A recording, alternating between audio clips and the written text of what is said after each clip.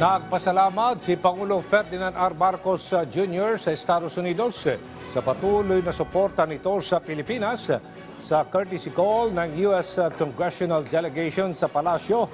Ipinunto ng Pangulo ang umaapaw na suporta ng Amerika para mas mapatatag pa ang U.S.-Philippines Alliance, bagay na kinikilala at ipinagpapasalamat ng Pilipinas. Iginit ang Pangulo, malaking bagay ang tunay na alyansa sa pagitan ng dalawang bansa para rapin at tugunan ang mga bagong hamon.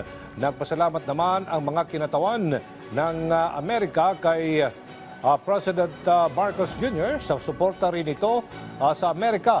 Pinuri nila ang naging talumpati nito sa Shangri-La Dialogue sa Singapore kung saan malinaw na ipinarating ang paninindigan ng bansa sa usapin sa West Philippine Sea.